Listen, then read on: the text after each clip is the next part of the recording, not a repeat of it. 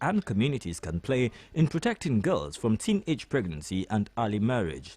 The meeting also discussed how to eliminate the sex for grade promotion in schools and the possibility of constructing more schools in the north for girls, amongst other concerns.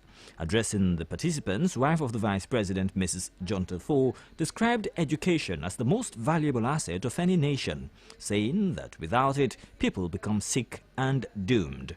She encouraged school authorities to play a leading role in enforcing and effecting change with sincerity and professionalism.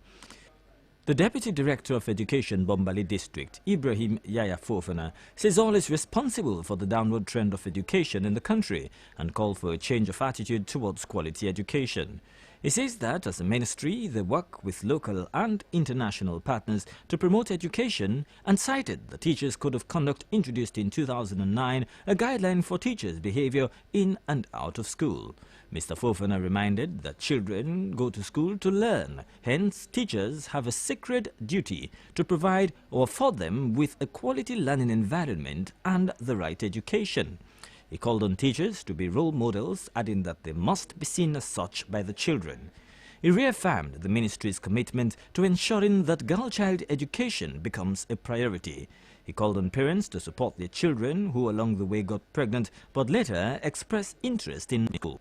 Deputy Mayor of Makeni City says that during the Ebola outbreak, the girls in the north suffered a lot, adding that an empty building with no students is not a school. She says that the North is lagging behind in terms of promoting girl-child education, revealing that most of those enrolled in the university in the North are from the Western area. The Deputy Mayor calls on schools to do more, stressing that the dropout rate of girls is high in the North, challenging parents and pupils to play a part to reverse this trend. The UNICEF representative says that they are concerned about quality teaching and learning. They have just set up the Situation Room where education data would be collected. He says that beyond the Ebola response, UNICEF reintegrated girls into a bridge program for which he described the turnout as overwhelming. He says that they supported the National Children's Secretariat by empowering over 22,000 girls and boys. He pledged their continued support for every program geared towards the education of the girl child. Plan International Child Protection vocal person for Bombali District says that they were the first to give support to the ENIC project, adding that Plan is transforming in the next 15 years to work with girls and women who have been violated. The manager, Child Fund Bombali, Mustafa Soare, says that the efforts of the wife of the Vice President and the First Lady is a manifestation of political will to support the girl child. Whilst Mrs. Ansels explained portions of the Teachers' Code of Conduct and expressed dismay that some teachers have never set eyes on the Teachers' Code of Conduct, especially the Deputy Mayor, once a teacher of 25 years. During a discussion session, participants were encouraged to engage in frank talks. It was revealed that the Ministry of Education is responsible to provide learning materials for students in school, but they haven't been providing them. Councillor Suhad Kuruma says that she has noticed that even though the Ministry of Education has trained guidance counsellors, when you go to the schools, they are never there. Also, some school teachers present says that parents do not take interest in their children's education, but rather ask them to do their domestic overtures.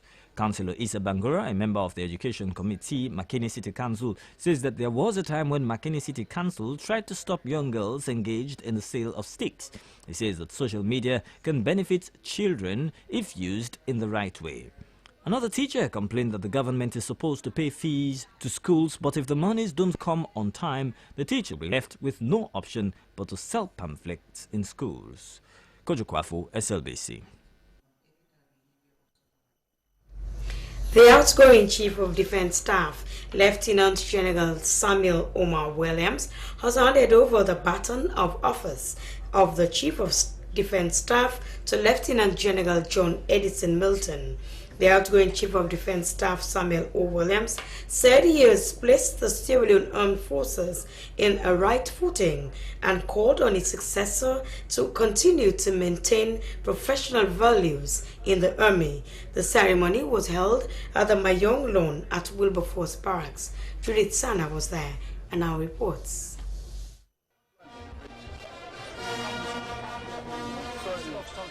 See the way it's done the military way. Thank you very much.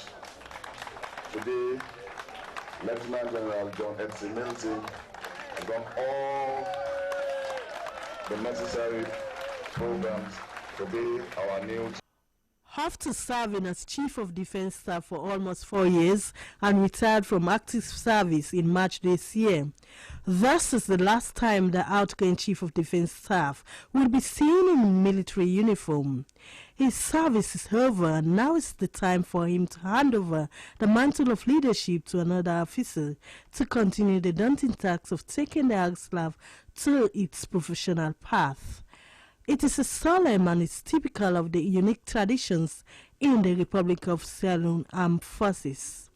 In a sober mood, the outgoing Chief of Defense Staff, Lieutenant General Samuel Omar Williams, said he was recruited in 1977 and has served through the ranks and file in the military and is gratefully attained the highest rank in the military before his retirement. He added that he is living fulfilled, that he has done his bit to improve on the standards and the welfare of personnel. The outgoing Chief of Defense Staff highlighted some of his achievements. Indeed, it's true. During my tenure, the AGSLAF was able, since our deployment in the Congo, to deploy a battalion on the African Union mission in Somalia. That mission, that deployment lasted from 2013 to 2015. Of course, in the intervening period, we had the Ebola threat. So therefore, that contingent could not be rotated.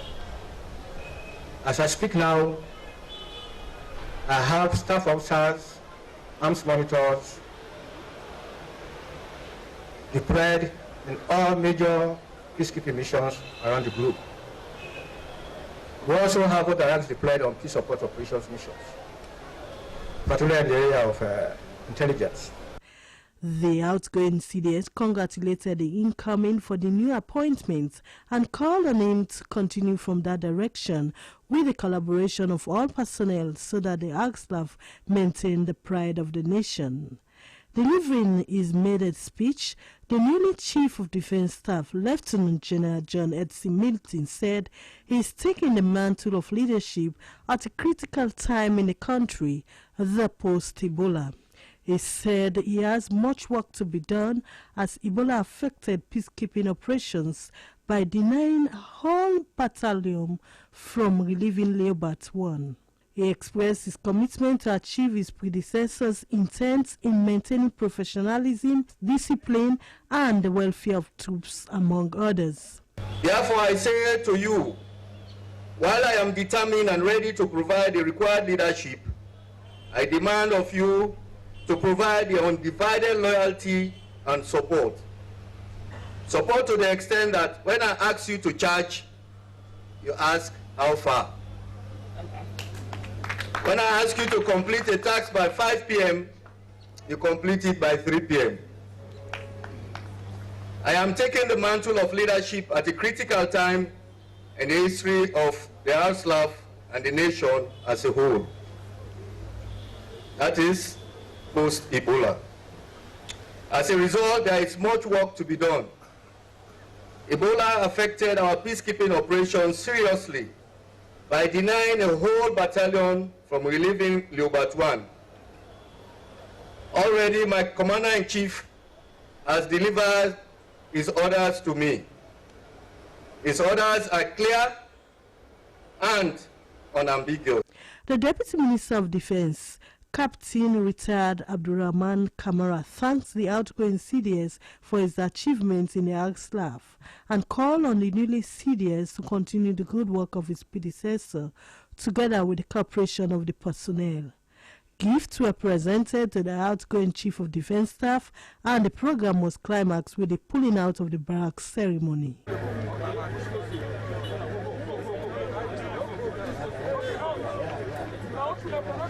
Open up. Officer, keep it tight. All right. Keep it tight. Judith Sana, SABC News.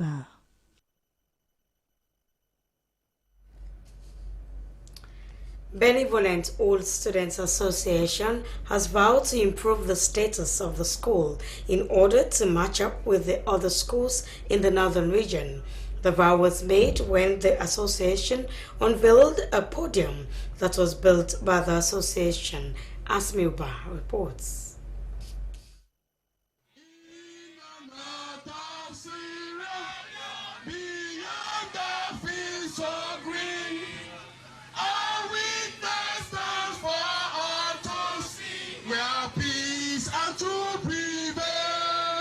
With God and my right, we strive to maintain the name others have said.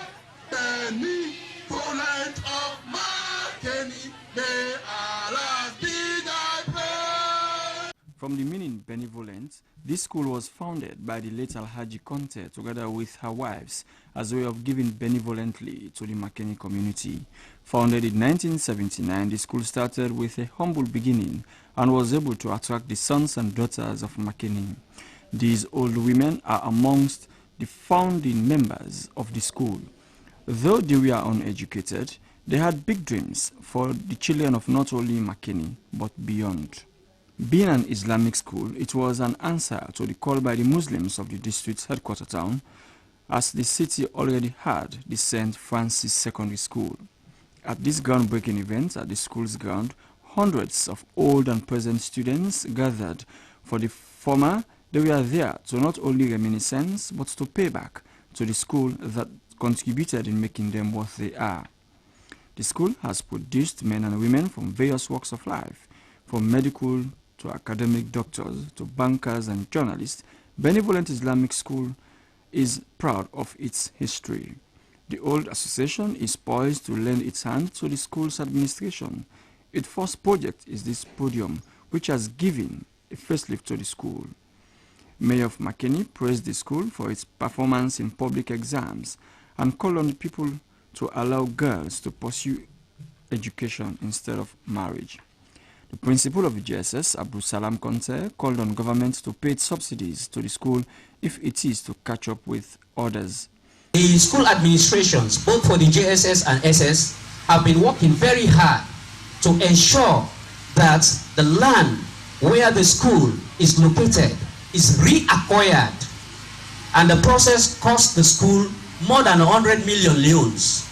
Our first challenge now would be to secure this land by fencing. The first and longest principal of the school, ESA Kagbo, said the school is proud of its past, but said serious intervention needs to be made, especially the provision of science laboratory. He paid tribute to the founders, whom he described as benevolent women.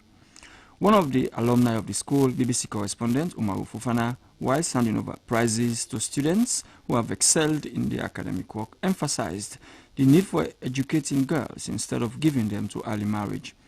Mr. Fofana called on the Alumni Association to embark on other projects as a way of paying back to their school.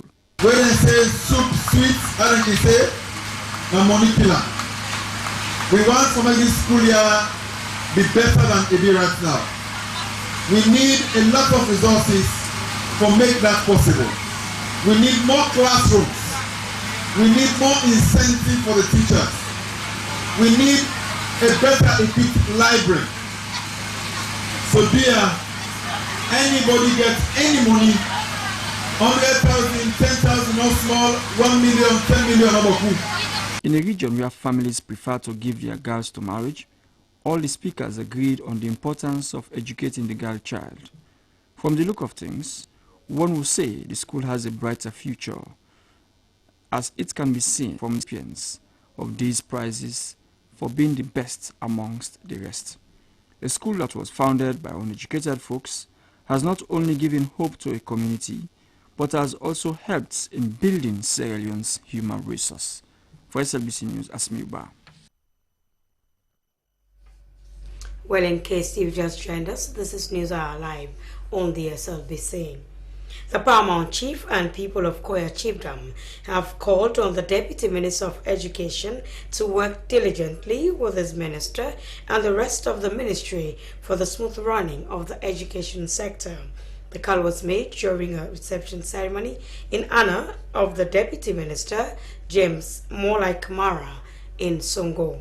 Unisadin Kabo was there, and our reports.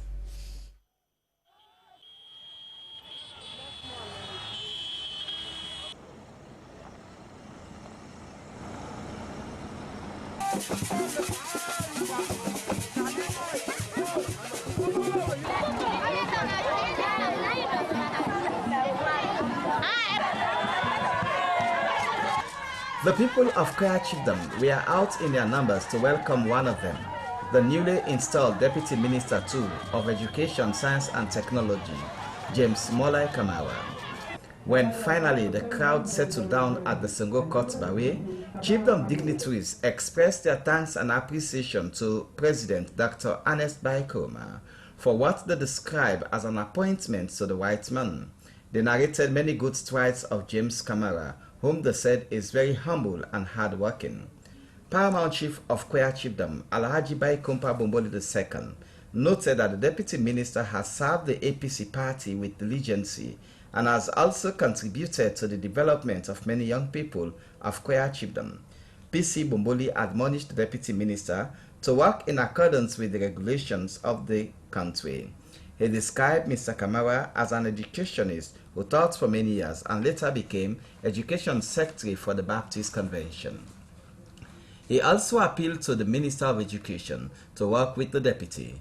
Citing the humble nature of Mr. Kamara, Alhaji Bai Kompa Bomboli expressed optimism that there will be teamwork in the Ministry of Education. Minister of Education, Science and Technology, Dr. Minkailuba, used the occasion to congratulate the Deputy Minister and assured him of his cooperation at all time for the development of the education sector. He used the occasion to clarify on issues bordering on the approval and reassessment of teachers, which he emphasized that fake documents have been presented for approval which could not be acted upon. Dr. Ba called on parents to pay key attention to the academic pursuits of their children.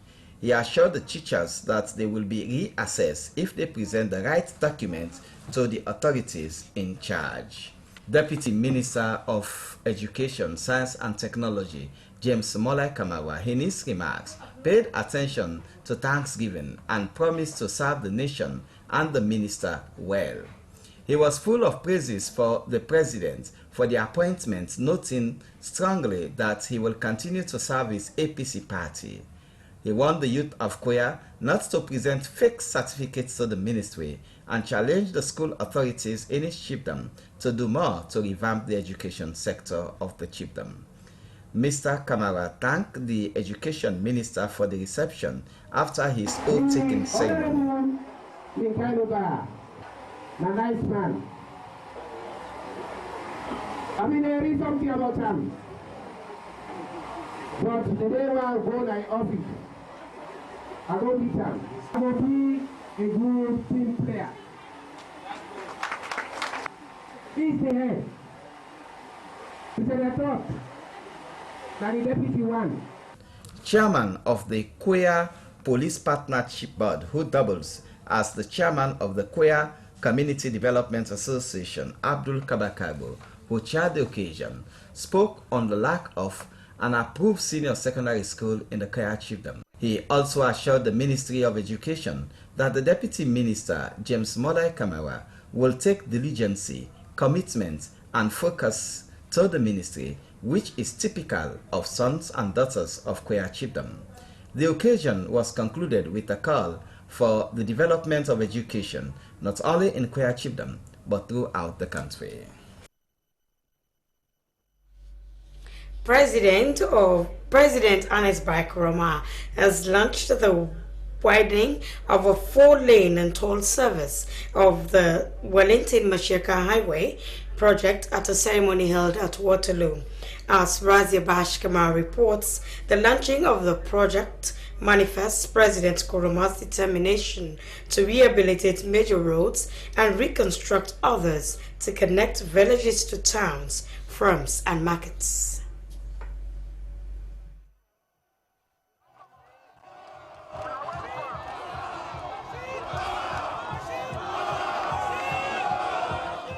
The Minister of Works, Housing and Infrastructure, Alhaji Kemosise, said the ministry has, on behalf of the government of Sierra Leone, signed the Memorandum of Understanding with China Railway 7th Group, CRSG, granting the latter the right to investigate, implement and operate the project for the widening to a 4-lane and a toll system of the Wellington-Masheka Highway on a finance, design, build, operate, maintain and transfer agreement.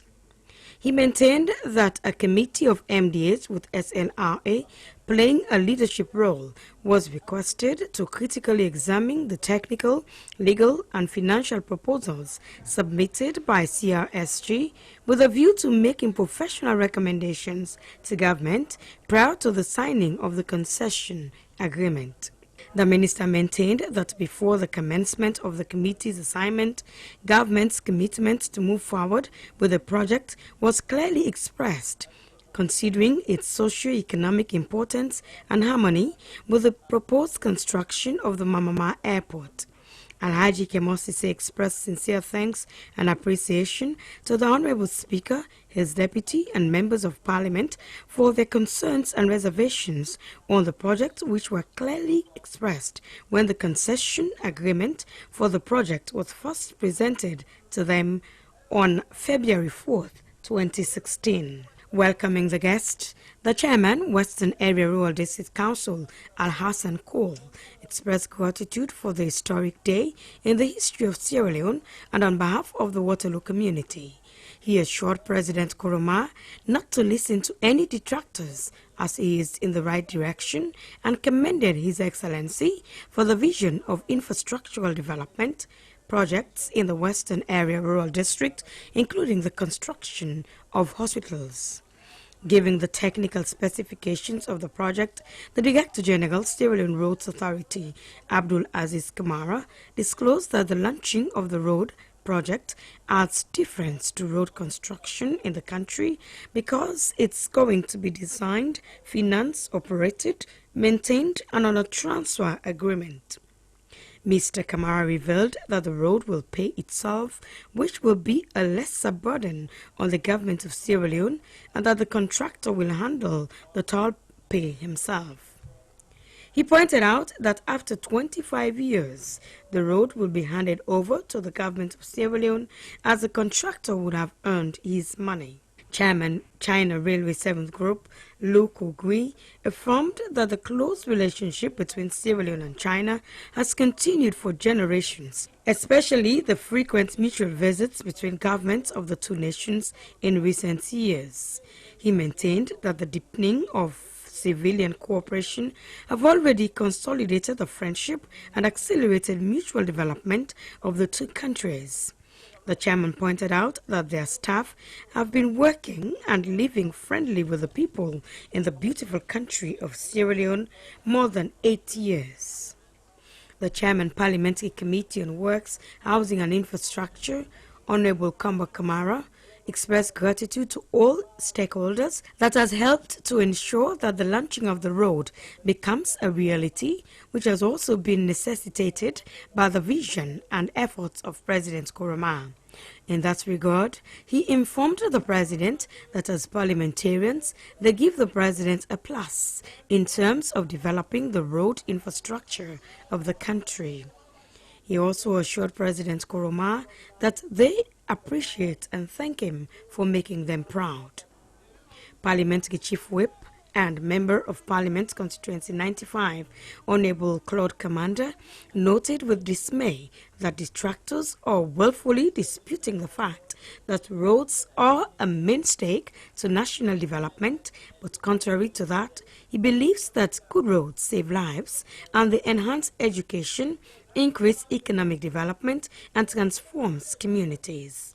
He disclosed that the management of SLRA has called on them to endeavor to educate their communities on the toll system and to ensure they understand it thoroughly. The Minister of State 2, Ministry of Finance and Economic Development, Patrick Conte, said as a government, they knew they could promote and achieve economic prosperity as enshrined in the Agenda for Prosperity through the partnership with the private sector, friendly countries and their development partners. The Minister of State 2 disclosed that the project construction cost stands at about 153 million United States dollars, which according to the contract agreement, the contractor will raise debt finance from their bankers in China at a very competitive interest rate, payable over 25 years, inclusive of a 4 years grace period. The ambassador of the People's Republic of China to the Republic of Sierra Leone, Tao Yambo, said this year marks the 45th anniversary of the establishment of diplomatic relationships between the two countries and the 55th anniversary of the independence of Sierra Leone. He continued that the Wellington-Maseka Highway project will unfold a new chapter in Sierra Leone's road development. He made it clear that China will always firmly support Sierra Leone's infrastructure development and that the Chinese government will continue to encourage Chinese companies to invest in other sectors such as port upgrading and energy and water supply. Officially launching the project, President Nkrumah said they are gathered to witness yet another groundbreaking stride which continues to show its government's commitment for infrastructural development in Sierra Leone. The president pointed out that when they came into governance, they were very clear as a government as to what they needed to do that will help transform the country. He disclosed that they launched the Agenda for Change, inside which they have the pillars that will address infrastructural development. The president maintained that the country should also have adequate electricity and water supply, and as a government, they included all these programs inside their own agenda and moved on with them. We said, oh, we give you things on wheel as a government. We cut down on other expenditures. We put time for make we do the roads. Now, they say we almost compete now between the government and the donor them, whether they make roads them inside this country. Then there's them day where the donor only they give money for make road don't pass. Now we will make with the change in the face of the cities them. With a change with the face of the town, district headquarter towns. So major roads them, now we they take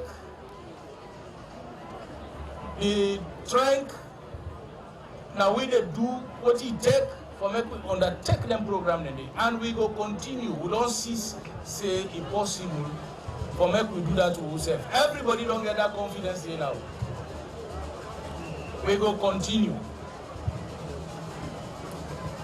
The other thing we'll introduce, and when the importance of this road, we say how government know they can inside, but the private sector will come inside, they look at the road, if then where they go finance them, where they not finance them, then go find where they go make the money, then get the money back, then for after the period where they work on the road and use the road, then go give the road back to the government. So you see how we don't progress. We come, we meet country when I don't know no more they make road. We don't move to outside the government itself, they undertake the construction of roads. And you go to Freetown now, you come Waterloo, you go all sides of the country, their roads and then are government roads. In another development, President Ernest Bai Koroma received in audience the president of Heineken Africa, the Middle East and Eastern Europe, Roland Permez, at State House. Presenting the Heineken president, the managing director Sierra Leone Brewery Limited, Willie Ngana, thanked President Koroma for receiving the new Heineken Africa president, Mr. Roland Permez. He informed the president that they have decided to be at State House because Heineken is supportive to Africa and especially Sierra Leone, which is why Heineken has stayed in the country during the Ebola period as they committed themselves to support the country.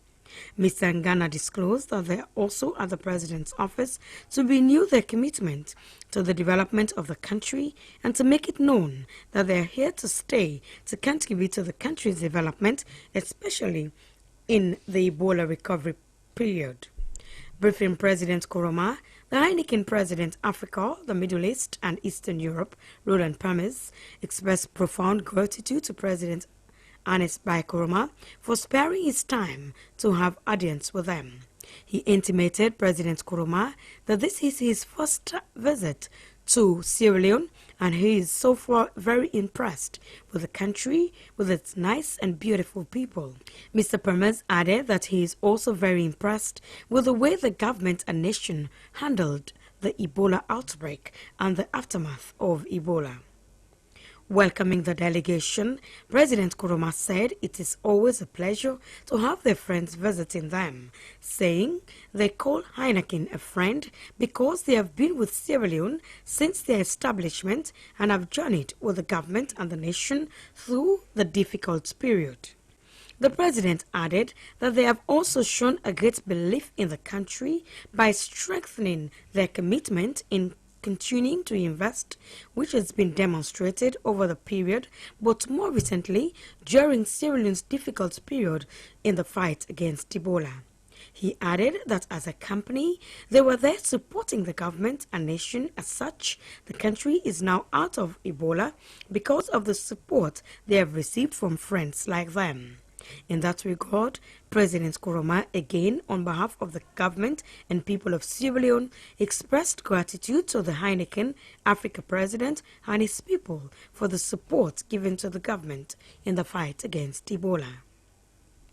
The president noted with appreciation the commitment they have made as a company in terms of continuing with their efforts in the country, including further investment, but more so with their alignment of their new programs with government's own efforts to develop the local content sourcing. He pointed out that he is aware that they have been involved in the local content process, and as a government, they look forward to more involvement and greater participation by the country's farmers. Well, that's our final report on News Hour tonight. To end News Hour, the main points again. President Ernest Bai Koroma has launched the widening of the Wellington-Masiaka Highway and Toll project at Waterloo. Sierra Leone has observed World Malaria Day. Chief Immigration Officer Alpha Khalifa Koroma has said human and child trafficking is a big problem in the world, and new Chief of Defense Staff has taken office. That's all in this edition of the news broadcast live on the SLBC. On behalf of News Editor Asmi Uba, I'm Daphne Zainab Kamai Freetown. For more information about our programs, send us an email to contact us at slbc.sl. And in case you missed all about our programs at the SLBC, visit our website at www.slbc.sl. Thanks for watching. Have a blessed night. Issues in the News is up next.